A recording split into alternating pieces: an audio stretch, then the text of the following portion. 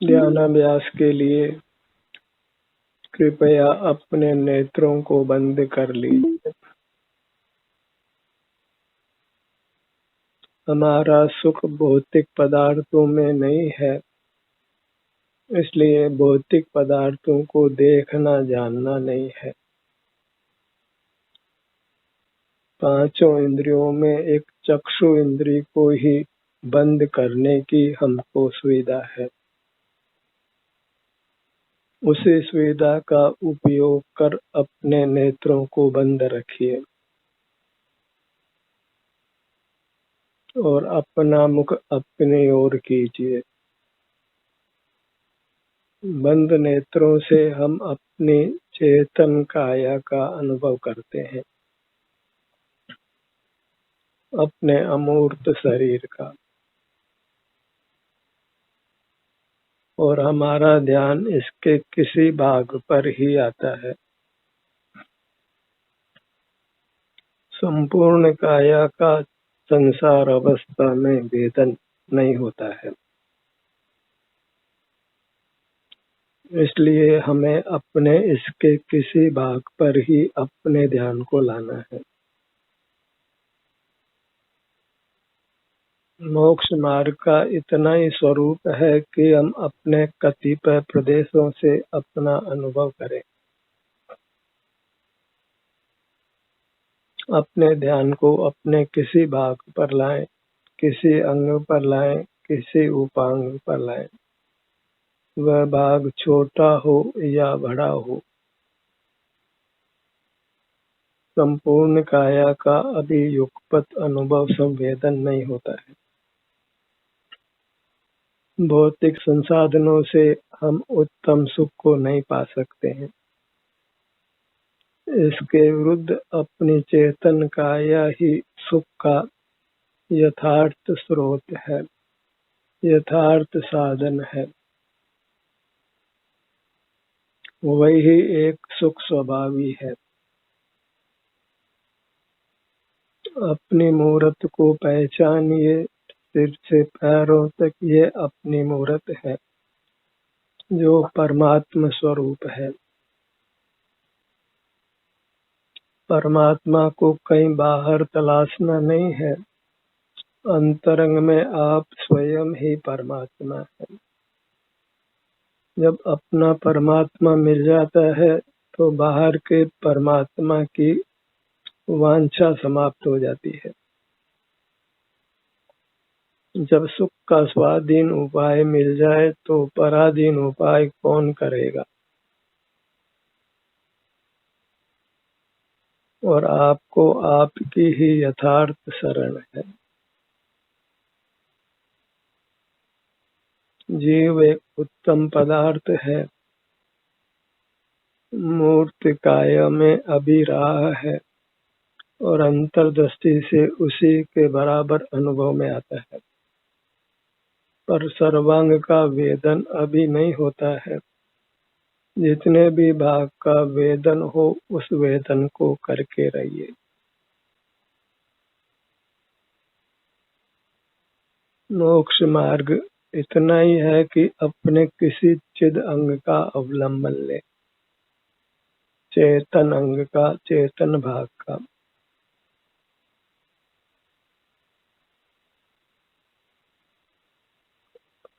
जो भी भाग हमारे लक्ष्य में आए उसी की महिमा ग्रहण कर उसके सन्मुख रहे।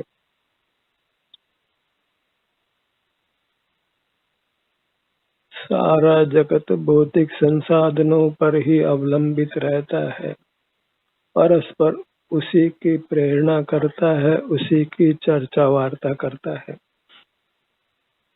इसलिए सारे जगत से सुख की आशा करना वृथा है। अपने ही सन्मुख रहिए। जगत के साथ व्यवहार करने से कुछ भी इष्ट सिद्धि नहीं है। अपने ध्यान को अपने सिर के भाग पर लाइए। इस प्रकार मोक्ष मार्ग का प्रारंभ होता है।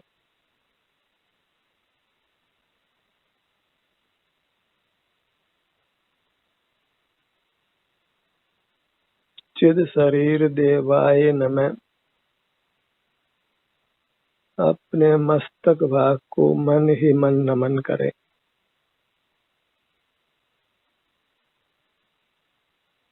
मोक्ष मार्ग में आप ही नमन करता है और अपने को ही नमन करता है। यह अभेद भक्ति है, अभिन्न साधन साध्य भाव है और वही यथार्थ मोक्ष मार्ग है, क्योंकि वह स्वाधीन है। पराधीनता से मोक्ष मार्ग नहीं बनता है। पर का चिंतन ही अधम है। अपना अनुभव करते हुए रहना ही उत्तम है और अपना अनुभव भी अपने किसी भाग से करना है, अपने कतिपय प्रदेशों से करना है। फिर छोटे अंग पर ध्यान लाएं कि बड़े अंग पर लाएं, उससे कुछ भी अंतर नहीं पड़ता है। अपने ध्यान को अपने ललाट भाग पर लाइए और इस कार्य को निरंतरता दीजिए, क्योंकि यही कार्य सुख का हेतु है और यह कार्य कठिन भी नहीं है। अपने किसी भी भाग का संवेदन करना, ललाट का भाग, ललाट पर अपना ध्यान लाते ही आनंद तरंग होती है, शांति का अनुभव होता है और कदाचित कर्म के संबंध से वेदना भी हो तो भी राग द्वेष का परिणाम नहीं है, क्योंकि हम किसी मूर्त पदार्थ को विषय नहीं बनाते, पर को विषय नहीं बनाते। पर को विषय बनाए बिना राग द्वेष नहीं होता, संसार की रचना नहीं होती। पर को विषय बनाना ही संसार का दुखों का हेतु है और अपने को विषय बनाना, अपने किसी भाग का संवेदन करना, वही मोक्ष का हेतु है। इस प्रकार ये मुक्ति का सीधा सुगम उपाय है, तथापि इसकी वार्ता लोक में नहीं होती है। इसलिए जन संसर्ग से दूर ही रहना। सारा जन संसर्ग बाहर से ही सुख पाने का प्रयत्न करता है और उस प्रयत्न से बारंबार मरता और जन्मता है, अपना कल्याण नहीं कर पाता है। यदि सदा स्वस्थ रहना है, सदा सुखी रहना है, तो भौतिक संसाधनों का विश्वास छोड़िए, पर का विश्वास छोड़िए, अपने चिन्ह मूर्त का ही विश्वास कीजिए। इसके किसी भाग का संवेदन करिए।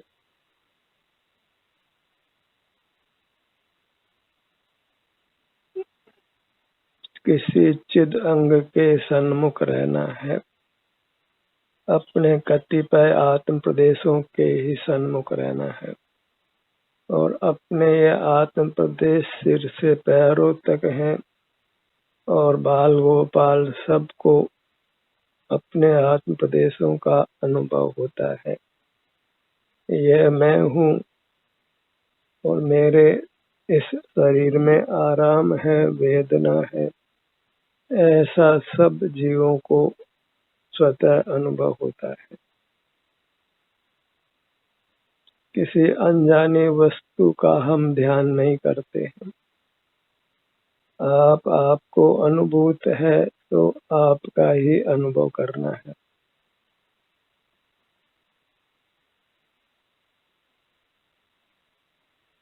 अपने ध्यान को अपने भ्रू मध्य पर लाइए।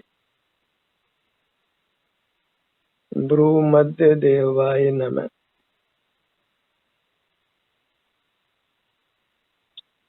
अपने को अपना अनंत नमस्कार है, सीमा रहित नमन है, क्योंकि यह सीमा रहित सुख देता है।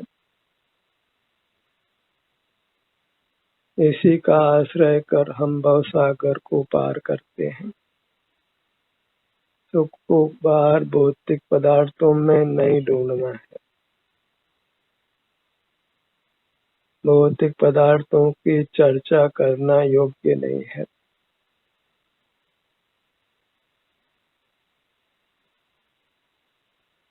अध्यात्म जगत को भौतिक पदार्थों की चर्चा स्वीकार नहीं है।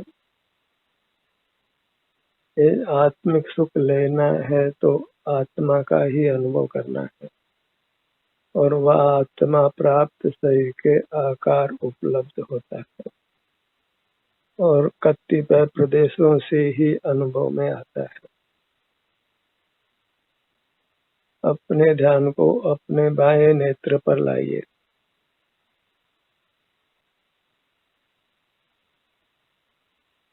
जिसको भी इस मोक्ष मार्ग का श्रद्धान हो गया, वह अवश्य ही अल्पकाल में परमात्मा होगा।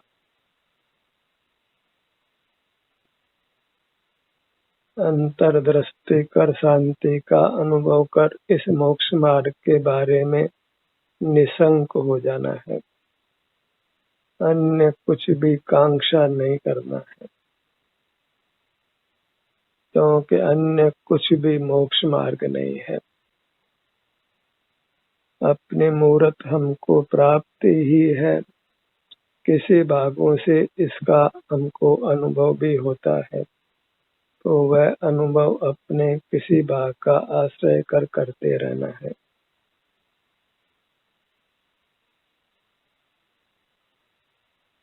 बारी बारी से अपने सब भागों का अवलंबन लीजिए। अपने हर भाग की महिमा लीजिए, हर भाग के सुख को भोगिए, और इस प्रकार संसार सागर को पार कर लेना है। अपने ध्यान का ध्येय अपनी मूर्त हो, इसका कोई भाग हो, और इस ध्यान के प्रताप से हमको परमात्मा हो जाना है। उत्तम अविनाशी सुख पा लेना है। जन्म मरण से मुक्त हो जाना है। संसार में अनंत प्रकार के दुख हैं, उन सब से मुक्त हो जाना है। दायां नेत्र हर भाग की रुचि हो, प्रमोद से हर भाग के सन्मुख होना है। अपने किसी भाग के सन्मुख होकर हम निहाल हो जाते हैं। जहाँ मोक्ष मार्ग मिला वहाँ मोक्ष मिल गया जानो। इस मोक्ष मार्ग पर कुछ समय चलकर मुक्त हो जाना है। फिर अपने ध्यान को अपने आत्म प्रदेशों पर ही लाना है, वह भी कतिपय आत्म प्रदेशों पर। अपने किसी भाग के सन्मुख होना है।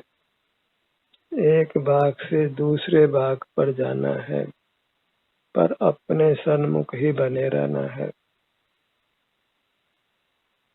कोई न कोई भाग आपके अवलंबन का विषय बना रहे,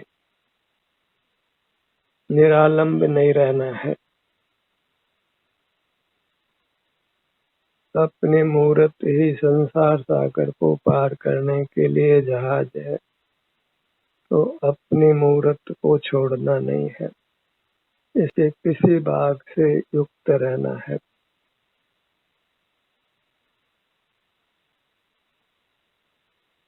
बस अपने चिद अंगों का ही अनुभव होता रहे। किसी न किसी भाग से हमें अपना अनुभव होता रहे।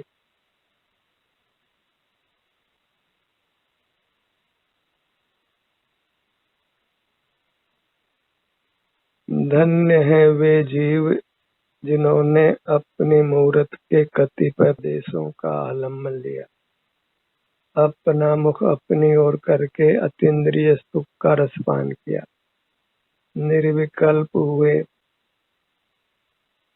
वीतराग हुए, चारित्रवंत हुए। यही वास्तविक संयम है। गृहस्थ हो कि मुनि हो, काम यही करना है। सबके लिए यही एक मोक्ष मार्ग है। वह पशु हो कि पक्षी हो कि पुरुष हो कि स्त्री हो, सब जीवों के लिए मुक्ति का एक ही मार्ग है, अपने कतिपय प्रदेशों के सन्मुख रहना, अपने किसी अंग, किसी उपांग, किसी भाग के सन्मुख रहना और उसे अपने उस भाग की सुख दुख की दशा का स्वमेव संवेदन होता है। अपना कर्तव्य तो बस अपने किसी भाग के सन्मुख होने जितना है।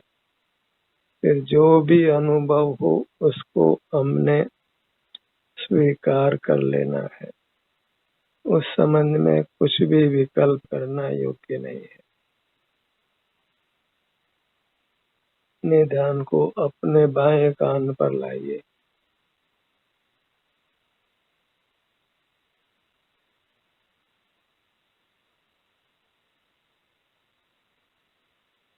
अपन बाएं कान के सन्मुख हुए, फिर जैसी भी स्पष्ट संवेदना हुई कि अस्पष्ट संवेदना हुई, उससे कुछ भी अंतर नहीं पड़ता है।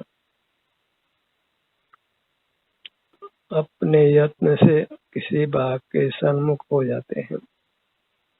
बस हमारा कर्तव्य यही पूर्ण हो जाता है।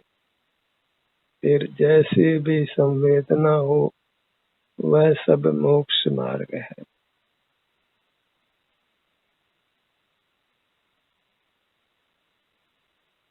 किसी को अपने किसी भाग की स्पष्ट संवेदना हो, किसी को अस्पष्ट संवेदना हो, उससे कुछ भी अंतर नहीं पड़ता है। शरीर में उस भाग में साता का अनुभव हो कि असाता का अनुभव हो, उससे मोक्ष मार्ग में कुछ भी अंतर नहीं पड़ता है।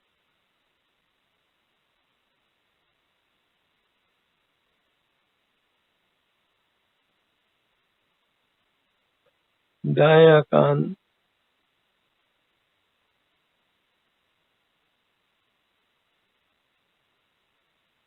पुनः पुनः हमको अपने उस भाग पर आना है। एक ही भाग पर बारंबार अपने ध्यान को लाइए।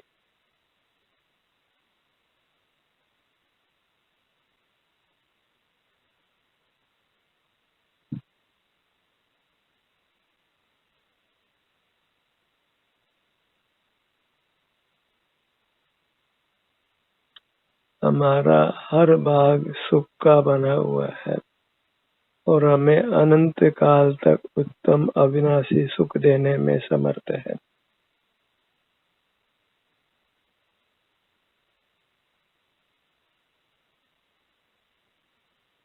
अपनी मूर्त ही आनंद की मूर्त है,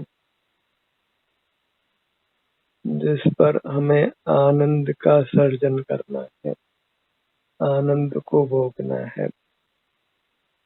आनंद की ही खेती करिए अपनी इस चैतन्य धरा पर, जो इसके सन्मुख होने मात्र से होती है। किसी भौतिक संसाधनों की आवश्यकता नहीं है।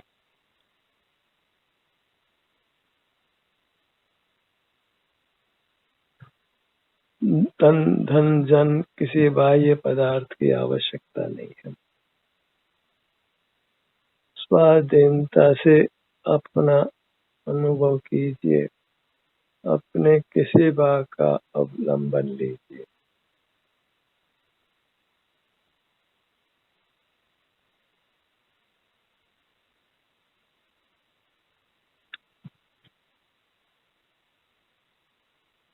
एक बार इस मार्ग का विश्वास हो जाए तो आचरण स्वयं होने लगता है, फिर स्वतः ही अपना मुख अपनी ओर आने लगता है। और इस प्रकार जब अपने भीतर ही रुक जाता है तो परमात्म दशा प्रकट हो जाती है।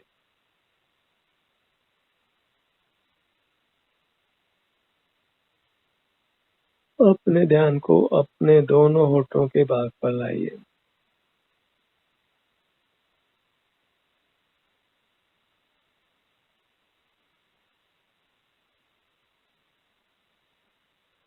मुख के भीतर तालू के भाग पर आइए।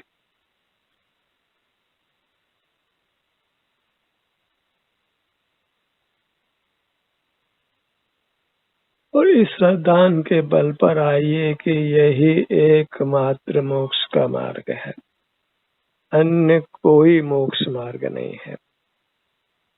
अपने सुख स्वभावी वस्तु के सन्मुख होने से ही हमको सुख का स्वाद आता है, सुख का आस्वादन होता है, हम अपने पूर्ण सुख को पाते हैं।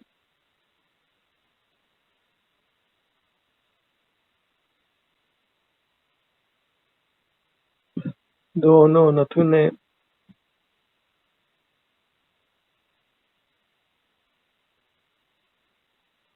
कोई इस मोक्ष मार्ग की अनुमोदना करे या ना करे, कोई इसकी निंदा करे या ना करे, हमें इससे कुछ भी प्रयोजन नहीं रखना है।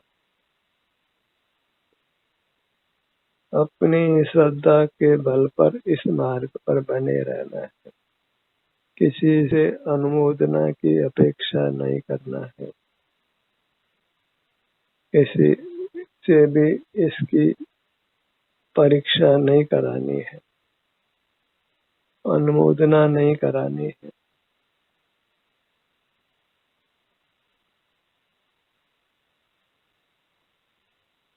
अपने ध्यान को अपने कंठ भाग पर लाइए।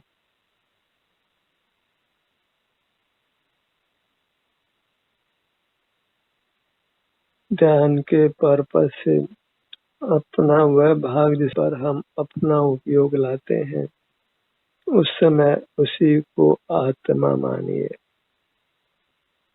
क्योंकि आत्मा का भाग भी आत्मा ही है।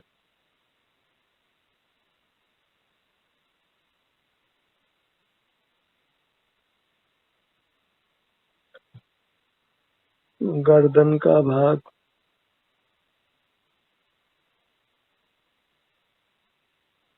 आप रोगी न हो, वृद्धावस्था आपका स्पर्श नहीं करे,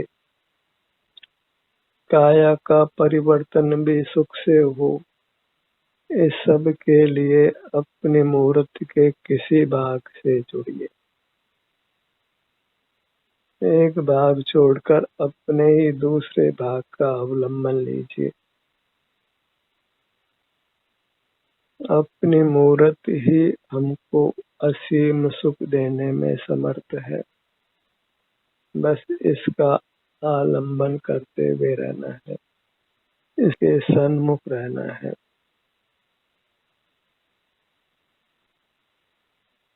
सीने के भाग पर आइए।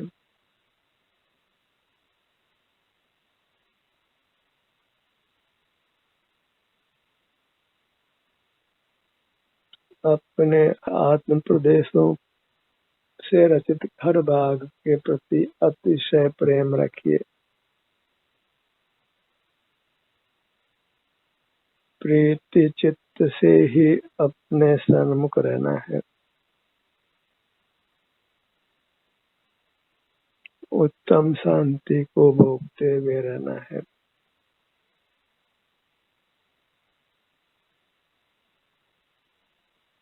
अपने किसी भाग के सन्मुख होने से ही आनंद स्रोत फूटता है।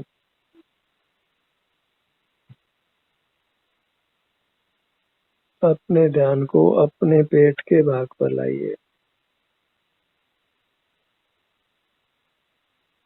बाहर का कुछ भी देखना जानना नहीं है, कुछ भी स्मरण भी नहीं करना है।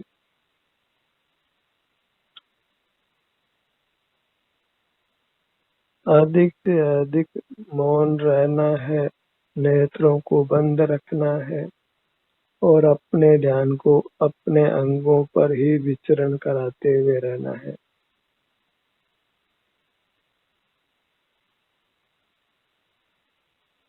अपने चिन्ह मूर्त के प्रति ही आदर का भाव बढ़ता जाए।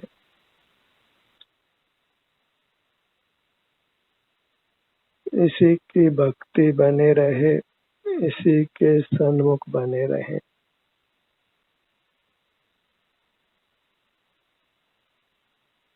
अपने ध्यान को अपने पीठ भाग पर लाइए।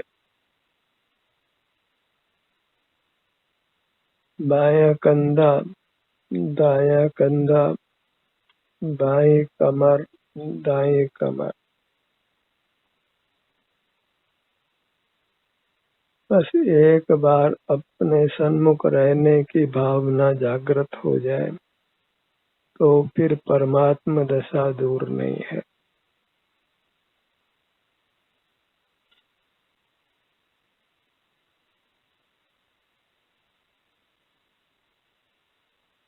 अपना रूप ही निहारना है,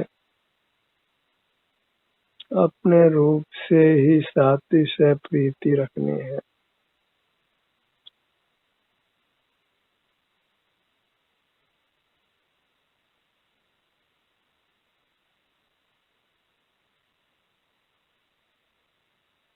दाहिनी भुजा, दाहिनी भुजा देवाय नमः, चिद अंगाय नमः। दाहिनी भुजा देवाय नमः। दाहिनी भुजा के स्वास्थ्य का अनुभव करिए। अपने सन्मुख होकर जो अपनी अमूर्त काया का आश्रय किया वही मोक्ष मार्ग है, वही आत्म दर्शन है, आत्म साक्षात्कार है, आत्म भावना है, जिससे केवल सुख की प्राप्ति होती है, परमात्मा दशा की प्राप्ति होती है। अपने ध्यान को अपने बाईं भुजा पर लाइए। दोनों कर कमल